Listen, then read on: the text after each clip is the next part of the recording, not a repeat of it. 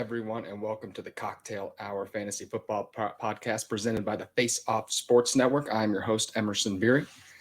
Today's restaurant bartender tip of the day: when you're asked how you're doing, the improper response is a Dr. Pepper, a beer. I can't tell you how many times I go to people. It's like, oh, how you doing today? Oh, I'll have Dr. Pepper. That's what I try to start off these podcasts doing, helping out the restaurant and bar challenge, because I am a bartender. That's one of my favorite things to do. I do like to normally have a drink as well and tell you about it, but it is a little bit early in the day for me and I do have to work later. So I'm just going to dive into my top 12 Dynasty Fantasy Football Superflex rookie rankings today, breaking down essentially the first round of rookie draft. So I'm just going to jump right in here. Obviously, it may be not so obvious. I did end up getting Bijan Robinson. I posted on Twitter, but shockingly at the 1-3 this week. But he is my 1-1.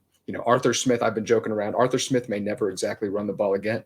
He was the 8th overall pick in the draft. We know how Arthur Smith likes to run the ball, and now he has one of the best running back prospects in the last decade. Atlanta runs a great run scheme.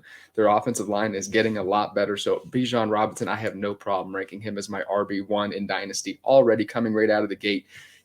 He's, like I said, if we were ranking running backs over the last decade, only two prospects I would put ahead of Bijan Robinson is Saquon Barkley and Ezekiel Elliott. His 104 forced tackles missed in 2022 were the most for a player since the stats been recorded. Terrific vision, contact balance, some natural feel for the pass game. So, like I said, he is the complete package. That like the combination of skill and the youth make him the RB1 already in Dynasty. However, like I said, there were some quarterback needy teams. I did see him slide to the 1-2 in some drafts, even the 1-3 in one draft. I was shocked, and it was absolutely Christmas came early for me in that Dynasty league. It's in full swing. I'm in 15 Dynasty leagues, so I've been in a lot. So if you're already in, I'm sorry I didn't get you earlier in the week, but hopefully I'm sure some of you still have a lot coming up as well. Number 2. This one may be slightly controversial, but I've seen it go this way in a lot of drafts. My second-ranked player is Anthony Richardson, the number 4 pick to the Indianapolis Colts. The landing spot, I think this is exactly what I wanted. It's the perfect combination. I like the offense, and Anthony Richardson got the draft capital that we wanted. That was the question before the draft, was how much the NFL liked him. We see the fantasy potential, but what did the NFL see? So, if an NFL GM is willing to risk their $1 million job taking him in the top 5, that is somebody I'm absolutely willing to take at the second spot in my Dynasty league, just due to the potential, the running upside. So Anthony Richardson, my second-ranked prospect, even though he had a sub 55% completion percentage in his only collegiate season at Florida, he does have that quarterback 1 overall upside. Number 3 isn't even the first pick in the draft. I am actually going CJ Stroud with my number 3 ranked player in this class. Ideal size, underrated dual threat ability. He had modest rushing production in college, but when you have Marvin Harrison Jr., when you have Jaxon Smith-Njigba, Garrett Wilson, Chris Olave, you're not going to be asked to run very much. We saw in the Georgia game during the college football playoff last year, when he didn't have those weapons, we saw that rushing upside step up. I think, this is a guy, 200 to 400 yards rushing is absolutely within his range of outcomes. That adds a little bit of juice to his fantasy upside. Very efficient, accurate passer. Doesn't make many mistakes. Some say he may be not very flashy. That maybe limit his upside. I see him settling into that quarterback 9 to 15 territory. Not someone I'm overly targeting in one quarterback formats. Not sure he's a difference maker there, but in Superflex leagues, this is somebody that's a very valuable position. So I'm definitely willing to take him at the 1-3. So for the first 3, that is Bijan Robinson, Anthony Richardson at number 2, and CJ Stroud 3. Jumping into the 4 spot here, I have Bryce Young, finally the first pick in the draft. I just have some questions about his longevity, his fantasy ceiling, and that's why he finds himself at the 4 spot here. The sports books have had it that way for a month now, so he was no surprise to see him go number 1 to the Carolina Panthers. He finished second all-time in passing yards and touchdowns in Alabama history, despite only playing 2 seasons as a starter. One of the most prolific, probably one of the better passing quarterbacks to come out in the last few years. Major criticism, of course, is his slight stature. That 204 pounds at the NFL Combine doesn't necessarily reflect what he will be. He's probably closer to 190 pounds playing weight. He is slightly shorter than Kyler Murray, so he will be, if he is the week 1 starter, he will be the shortest quarterback in the NFL just by a tad, and he is not nearly as thick as Russell Wilson or Kyler Murray. And, the closest comparisons, I can kind of find looking back in history is actually like Doug Flutie, and he was not a fantasy relevant quarterback, even, if for the few that were playing back then. So Bryce Young, a lot of concern. So he is mobile, can extend the pocket, maybe chain moving, but he is not going to be asked to run a lot considering his frame. They don't want to be getting him tackled too much. So Bryce Young, considering that he's going to have to pretty much, his fantasy production is exclusively going to come from his arm. I think similar to Stroud, he could slide into that 10 to 15 territory. That's if he stays healthy and stays upright. So Bryce Young, a lot of risk, even though he was the number one pick. He is my quarterback 3 in Superflex formats. And even in one quarterbacks as well. So Bryce Young, I'm a little bit trepidatious just considering that I'm not sure that he has the fantasy upside and there's considerable risk as well. Jumping to number 5 was another big surprise in the draft. Jahmyr Gibbs getting taken at the 12th spot to the Detroit Lions. Nobody expected this. Even Jahmyr Gibbs expressed his shock by this.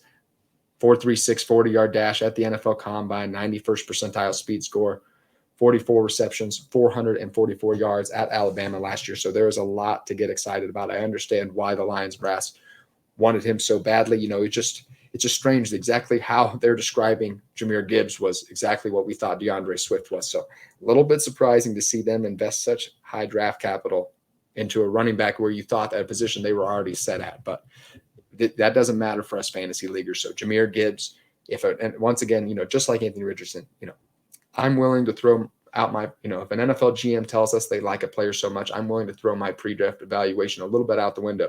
And, he was somebody who I had a lot of questions about considering his smaller frame, but the Lions obviously have big plans for him if they're selecting him with the top 15 pick. We knew that there's rumors that the Patriots that's the reason they took him so early was the Patriots were going to select him shortly thereafter as well. Even though David Montgomery's on the roster, I don't know if that affects Gibbs really because he was never going to take on 20 rush attempts a game. He's going to have, his 10, maybe 10, 15 rush attempts, and then he's going to get a lot of work in the passing game, hopefully like we saw envisioned for Swift that never materialized. Hopefully Jahmyr Gibbs is on the field a little bit more because he is very exciting and someone who is, he's a top 10, he's probably a top 8 running back in my dynasty running back rankings, but, my guys over at Player Profiler, I work for them. I've heard people speculate that he could even be the number 2 running back in Dynasty. That is very, very rich for me, but that just shows you the potential, what some people think of him. Jumping into number 6 here, I have Jaxon Smith-Njigba before a large tier break. This appears to be the consensus. Don't love the landing spot. Would have liked a little higher draft capital to number 20 to the Seattle Seahawks. Nonetheless, I still really like him here. He's still clearly the wide receiver 1 for me. He's a gifted route runner, very strong hands. And, the athletic concerns were obviously overblown earlier in the offseason. He fastest shuttle time at the NFL Combine since 2013, 4.52 40-yard dash at the pro day. That quieted any concerns for me. Obviously, target share will be a little bit of a concern early being paired with DK Metcalf, Tyler Lockett. I could see Tyler Lockett moving on, though, early. They're obviously going to be running the ball a lot as well, considering they have Kenneth Walker, Zach Charbonnet, those guys. So they're obviously going, like I said, there's only going to be so many pass attempts to run around, but I think that you could see some shakeups here in the near future. So situations always change. So we value talent over situation in these dynasty rookie drafts. He slides in somewhere as a borderline top 20 wide receiver for me, and I'll have to kind of really dive into it here to figure that out. But like I said, he's definitely somebody I see maybe a slower first year. Maybe I'll probably rank Jordan Addison ahead of him in my 2023 redraft rankings, but somebody I definitely see having a very bright future. So just to wrap up the first 6 here, I had Bijan Robinson, number 1, Anthony Richardson, 2, CJ Stroud, 3, Bryce Young, 4, Jahmyr Gibbs, 5, and Jaxon Smith-Njigba, 6. And if you're still listening, if you wouldn't mind dropping a review, a rating, a like, wherever you may be listening, YouTube, Spotify, Apple Podcasts, I'd really, really appreciate it. All right, we'll dive into the last half of these first 12 here. Jordan Addison, my number 7 ranked player, Minnesota Vikings with the number 23 pick. One among the most productive wide receivers in this draft class, maybe the most productive, over 20% target share in his first 2 seasons at Pittsburgh, nearly 1,600 receiving yards in 2021. Ultimately struggled with injuries and scheme fit a little bit at USC last year, but still talent on full display, outstanding route runner.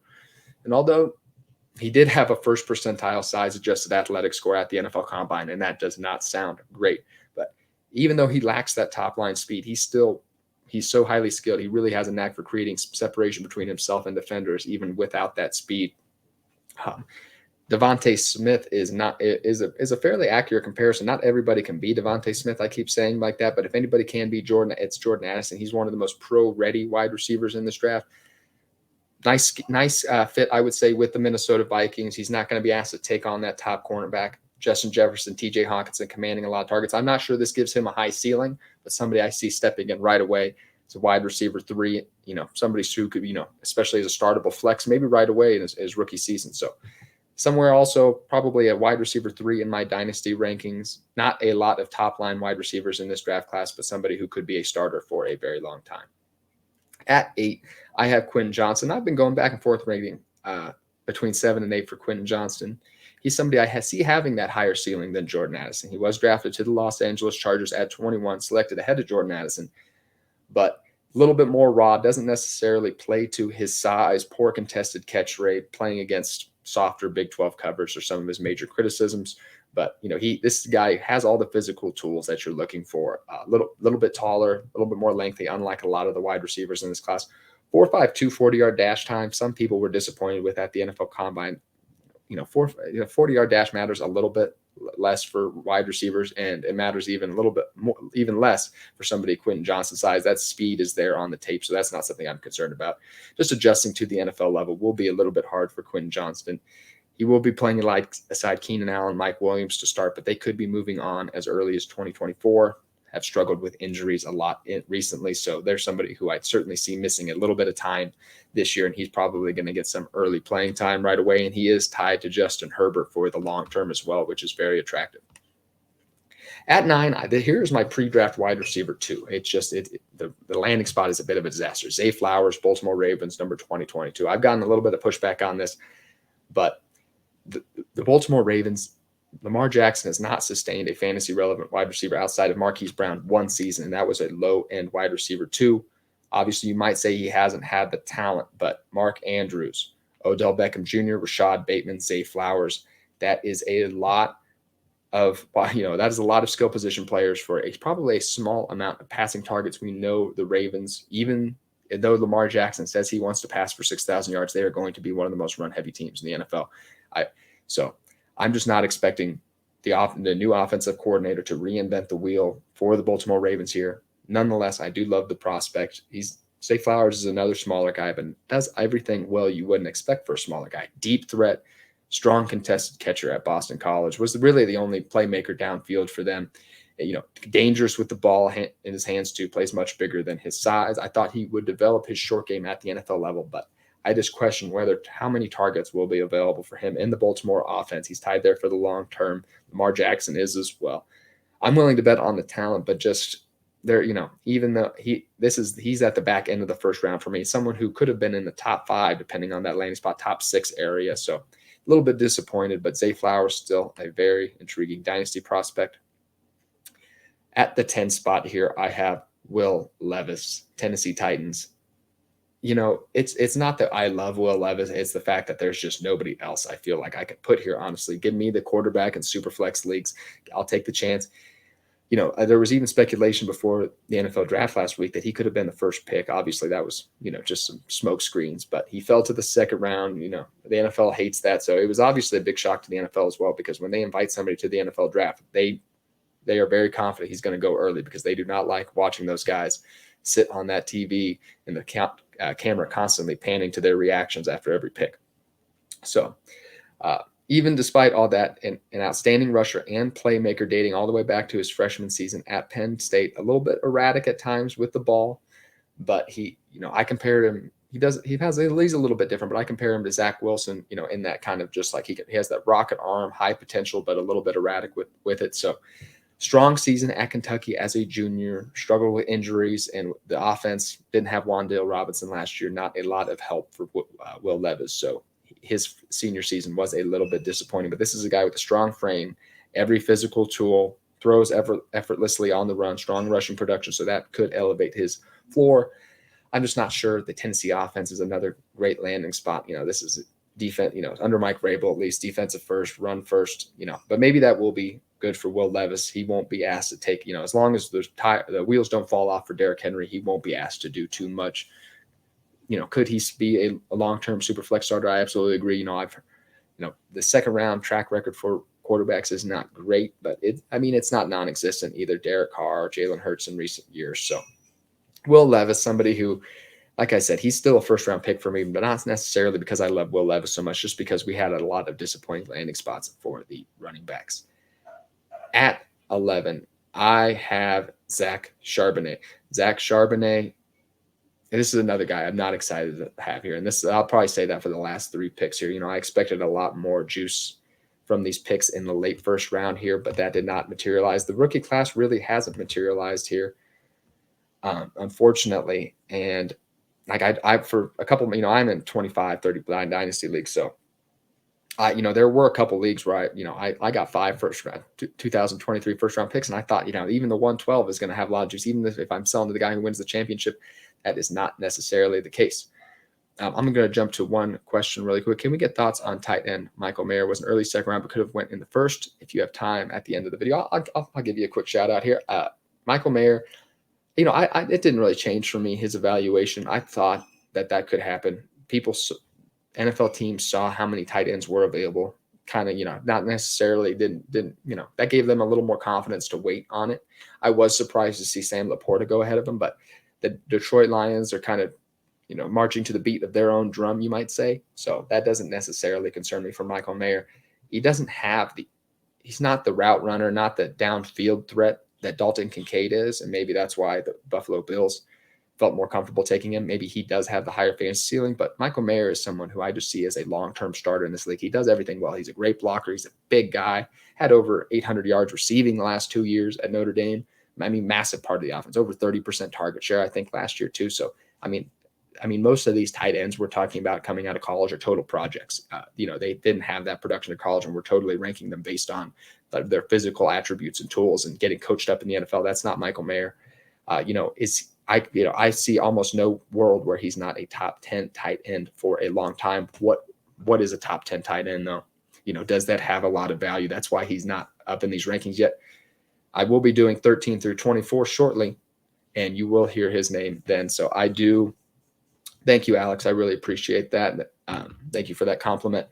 But yeah, Michael Mayer, somebody, I genuinely wait on tight ends in rookie drafts because of the fact that it's really easy to, it's really hard for them to learn, or they have a lot to learn, blocking, route running. So they start off slow generally like that. And there's always a buyer low point than the rookie draft. I always think Dalton Kincaid, Michael Mayer, they are exciting. They could be, long-term fantasy contributors, but there's going to be a point probably in the first 6 to 8 weeks of the season where people are very disappointed by their production. That's when I like to get those rookie tight ends, and maybe even at the end of their rookie year, because usually that sophomore or third year breakout is coming.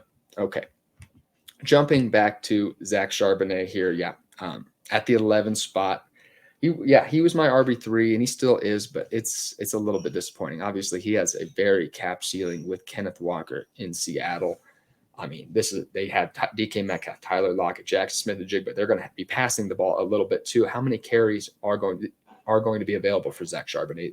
He could, it's very polarizing though, because if Kenneth Walker misses time, Zach Charbonnet is a guy who he could be an RB1. He's just going to be popped up as a top 15 running back that week just because of how powerful the offense is. So it's a very unique situation. I did not expect Seattle to go that way in the second round, but I really like the skill set. He was a 4-year player, played a lot better at UCLA than he did at Michigan State, but strong receiving production, strong frame. So, can handle a workload. Like I said, I just don't see him as the same rusher as Kenneth Walker. Maybe he takes some of that receiving work, but this is a guy he's already the best handcuff in the league, in my opinion. So I think that's where he is. But like I said, I know that's not where we wanted at 11 in rookie drafts for the 2023 class. Finishing up here, though, I have Kendre Miller, running back, New Orleans, 3rd round pick, and that will finish up here. But Kendre Miller was another guy I really liked in the pre-draft process. And, this is a good landing spot, even though it might not be that on the surface. Alvin Kamara, Jamal Williams are there. They're immediate threats.